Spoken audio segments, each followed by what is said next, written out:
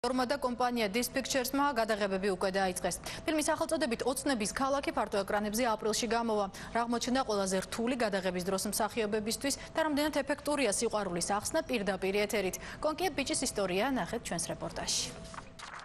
ჩვენ ვართ ახლა პირდაპირ ეთერში. მე ვფიქრობ, რომ შენ გაქვს უნიკალური შანსი. შეხედე კამერას.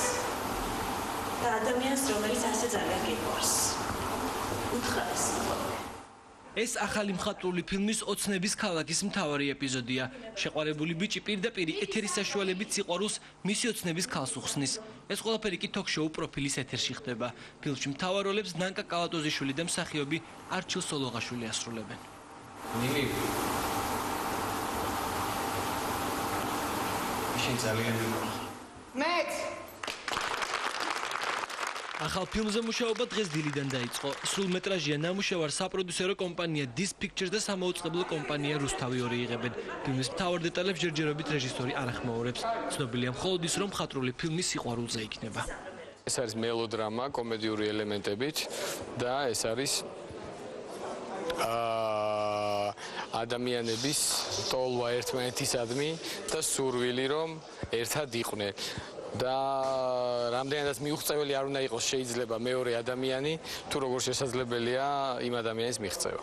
შუსტავით და ხალათით ვარ მოსული კაბას ჩავეცვა და მე გადამიღე. არაერთი სასიყვარულო ისტორიის ბედნიერი დასასრული და რეალური გადაცემები რეალურ გრძნობებზე. სწორედ ამ მიზეზით გადაწყვიტა ფილმის რეჟისორმა მთავარი სცენის პროფილში გადაღება.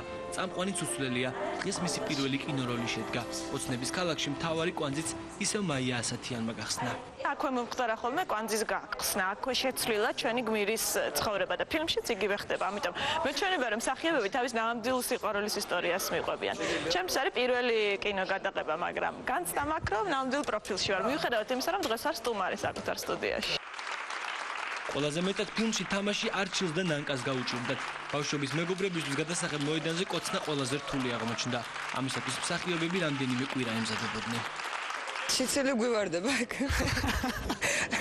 ესეც ვერ უყურებთ ხოლმე ერთმანეთს. ცირა ძალიან ძნელია, როცა ეს არის გუშინდელი ურთიერთობა, ნანკა არის ჩემი რამის ბავშვობის მეგობარი და უახლოესი ადამიანი. მეგობარიც აღარ ხარ, რაღაც სხვა სტადიაში ვართ გადასული. იმაზე რომ თუ გინდა რომ რამე პროექტი გააფუჭო, უნდა ჩვენ შეყვარებულები გვათამაშო. ესე არ გიხდეთ ყველაფერი კაცი. ეს კადრი წარმატებული აღმოჩნდა. თავარმა გმირებმა ამ სცენის გამეორება მხოლოდ რუსთავი ორის კამერასთან მიისურვეს. ექსკლუზიურად რუსთავი ორისთვის. ნანკა 1 2 3